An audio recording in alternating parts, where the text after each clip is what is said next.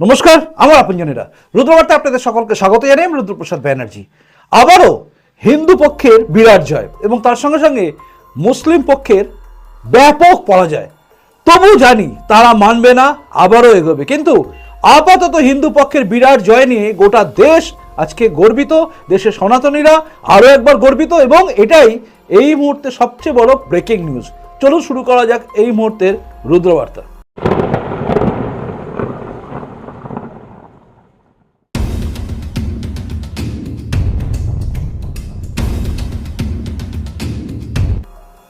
প্রথমে বলে রাখি আপনারা জানেন সনাতন দেশ এই ভারতবর্ষ ধর্মের ভিত্তিতে টুকরো হয়ে যাওয়ার পরে এই দেশটাকে নেহেরু এবং গান্ধী মিলে হিন্দু দেশ না করে, হিন্দু রাষ্ট্র না করে সেকুলার রাষ্ট্র করার চেষ্টা করলো। অবশ্য সেকুলার শব্দটা সংবিধানে ঢোকানো হয়েছিল বহু পরে। 1947 সালের 14ই আগস্টে ভারতবর্ষ টুকরো হয়ে যায়, আর সেটা হয় ধর্মের ভিত্তিতে।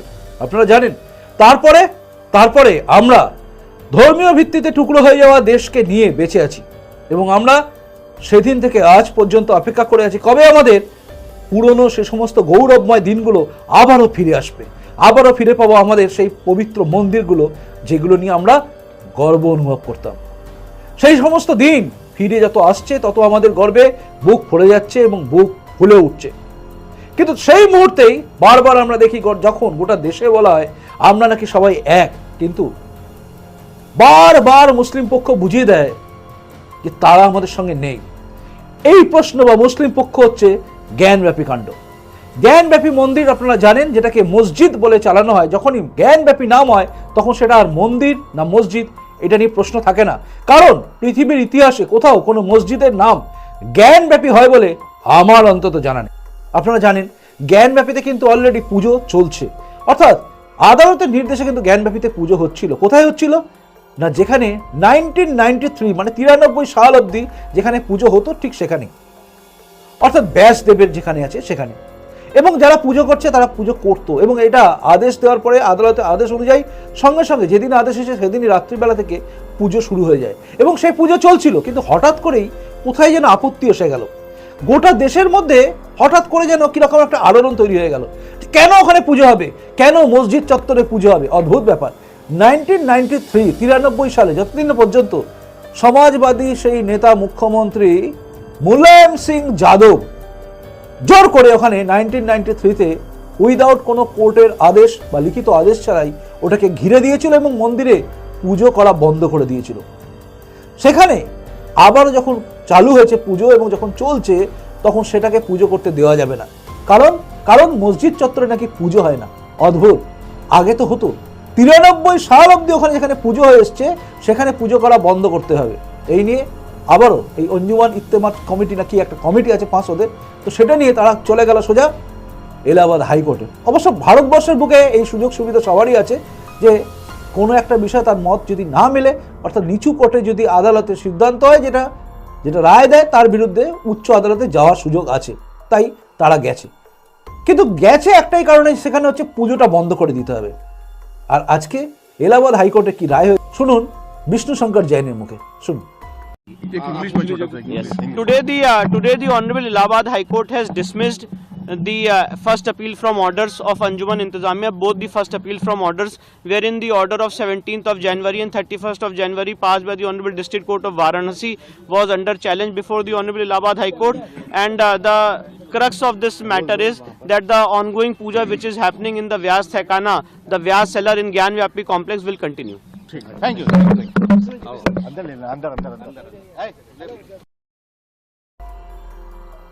শুনলেন, বিষ্ণু শঙ্কর জৈন কিন্তু পরিষ্কার করে বলে দিলেন যে এলাহাবাদ হাইকোর্টের নির্দেশ রয়েছে যে ওখানে পুজো হবে, মানে যে পুজোটা চলছিল পুজোটা হবে।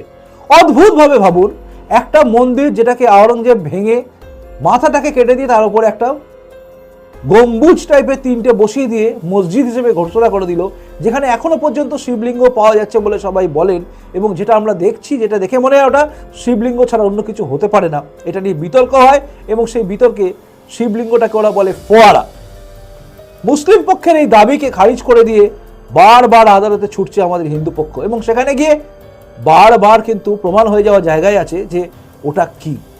আমরা সবাই জানি এটা মুসলিমরা, যা মুসলিম পক্ষ যারা আবেদন করছে তারা যে জানে না তা নয়, কিন্তু তারা জানে, সবাই জানে ওটা কি হয়েছে। কারণ ইতিহাস বলছে ওখানে মন্দির ছিল, সেটাকে ভেঙে, ওপরটা ভেঙে একটা মসজিদ তৈরি করেছে, এবং করেছে অসভ্য দস্যু বর্বর মুঘলদের একজন রাজা, মানে ওদেরই একটা রাজা বাদশা, মানে লুটেরাদের সর্দার আওরঙ্গজেব।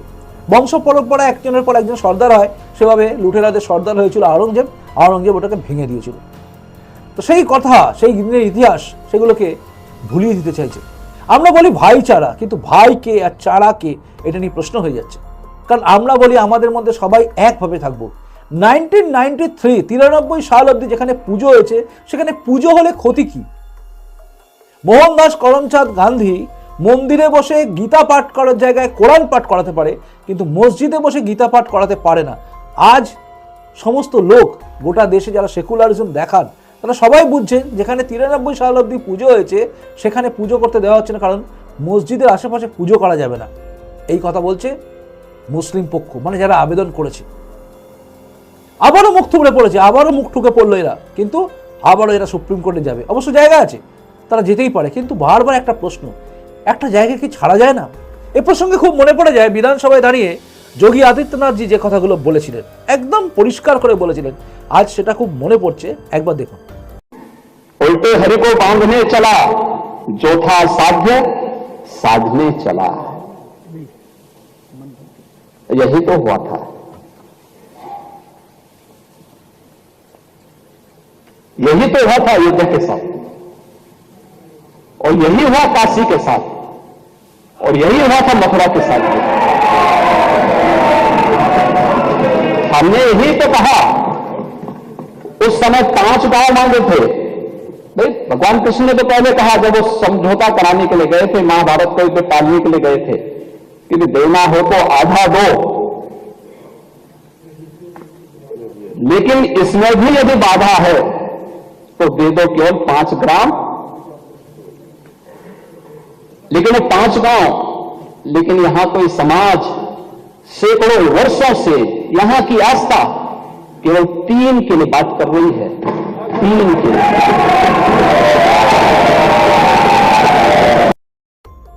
দেখলেন, যোগী আদিত্যনাথজি কিন্তু বলেছিলেন যে মহাভারতে শ্রীকৃষ্ণ কৌরবদের কাছে গিয়ে 5টা মাত্র গ্রাম চেয়েছিল, কিন্তু সেটা তারা দেয়নি। তার ফলে মহাভারত তৈরি হয়েছিল। আর এখানে ভারতবর্ষের সমস্ত হিন্দুরা বহুদিনের পুরনো ঐতিহ্যকে ফিরে পেতে মাত্র 3টে জায়গা দাবি করেছিল, অযোধ্যা, মথুরা, কাশী। ছেড়ে দিলে কিছু যায় আসে না, কিন্তু এরা ছাড়ছে না। অর্থাৎ এই যে কাশী, মানে আমাদের এই জ্ঞানব্যাপী চত্বরে যারা এই কমিটিটা তৈরি করেছে, মানে মুসলিম পক্ষ, তারা কিন্তু ছাড়ছে না। তারা দাবিতে একদম অটুট রয়েছে যে না, আমরা ছাড়বো না। এমনকি যেখানে পুজো হতো, আমি বারবার একটা কথা বলছি, খুব ভালো করে ভাববেন, কিন্তু এই ভাবনাটা আপনার মধ্যে আসা উচিত। যেখানে পুজো হতো 93 সাল অব্দি, যেখানে পুজো হয়েছে, 93 পরে যেটাকে বন্ধ করে দিয়েছিল জোর করে মুলায়ম সিং যাদব, সেখানে আবারও পুজো করার আদেশ দিচ্ছে আদালত। সেই আদালতের আদেশটাকেও চ্যালেঞ্জ করছে এবং চেঁচাচ্ছে, আওয়াজ তুলছে যে করতে দেব না। কেন? এতদিন যদি হয়ে এসেছে, 93 সাল অব্দি হয়ে এসছে, তাহলে নয় কেন? এই উত্তরটা সত্যি মুসলিম পক্ষকে দিতে হবে। তবে ভারতবর্ষের বুকে বহু মুসলিম আছেন যারা বলেন কিন্তু যে কি আছে, 3টে জায়গা যদি আমরা ছেড়েই দিই, যেটা আমরা জানি ইতিহাস বলছে যে জোর করে দখল করা হয়েছে। যেমন রাম মন্দির আমাদের হয়ে গেছে, আদালতের নির্দেশে সবকিছু হয়ে গেছে। এখানেও আদালত নির্দেশ দিচ্ছে, এখানেও সবকিছু চিৎকার করে করে বলছে যে এটা অ্যাকচুয়ালি মন্দির, মসজিদ নয়। কারণ জ্ঞান ব্যাপী যখন নামটা আসে, তখনই বেরিয়ে আসে যে ওটা কি হতে পারে। জানি না কারা ভাবছেন আমরা মোগলদের বংশধর, কারা ভাবছেন মোগলদের বিরুদ্ধে মারাঠাদের যুদ্ধ, মোগলদের বিরুদ্ধে বাংলায় যুদ্ধ, মোগলদের বিরুদ্ধে গোটা দেশ জুড়ে রাজপুতানা থেকে শুরু করে সবাই যুদ্ধ করেছে। সেই মোগল যারা দস্যু বর্বর, তাদেরকে নিজের ভাবেন? যারা ভাবেন তারা ভাবেন, কিন্তু যারা ভাবেন না তাদের একবার ভাবা উচিত। 3টে জায়গার মাত্র দাবি, অযোধ্যা হয়ে গেছে, মথুরা আর কাশী, তাহলে আর কোনো দাবি উঠতো না। কিন্তু এবার দাবি উঠবে সবকটা, তাই না? আমি জোর করে কোনো কিছু করব, তার প্রতিবাদে কোনো কিছু করবে না কেউ, এটাও যেরকম হবে না, তেমনি দাবির পাল্টা দাবি এটা কিন্তু থাকবেই। তাই আমরা অপেক্ষায় আছি এরপরে শেষ কি হয়, অর্থাৎ কবে ওইখানকার মুসলিম পক্ষের মাথার মধ্যে ঢোকে যে হ্যাঁ 93 সাল অবধি যেখানে পুজো করছিল সেটা করুক, তারা আমাদের কিচ্ছু যায় আসে না। একদিন যখন হয়েছে তখন যদি ভাইচারা থাকে, এখন তাহলে ভাই আলাদা আর চারা আমরা, এটা যেন না হয়। কি বলেন? এটা শোনার পরে আপনার কি মনে হচ্ছে? আপনি কি চান? অযোধ্যা হয়ে গেছে, মথুরা কাশী হবে না? এই দাবিগুলো করা, যেখানে এতদিন পুজো হয়ে এসেছে, শুধুমাত্র 93 সাল থেকে বন্ধ, সেখানে পুজো কি হওয়া উচিত নয়? এই বিষয়গুলো আপনাকে কিন্তু ভাবতে বাধ্য করবে। আমরা সেকুলার বলি, আমরা বলি আমরা সবাই সমান, কিন্তু কোথায় যেন সমানত্ব দেখতে পাওয়া যায় না, তাই না? প্রশ্নটা আপনার কাছে, উত্তরের অপেক্ষা আমি রইলাম। প্রতিবেদনটা ভালো লাগলে লাইক করবেন, যদি মনে হয় শেয়ার যোগ্য তাহলে সবাইকে শেয়ার করবেন। এখনকার মতো আসি, দেখা হচ্ছে এর পরের রুদ্রবার্তায়। নমস্কার, বন্দে মাতরম, ভারত মাতা জয় হোক, জয় হিন্দ।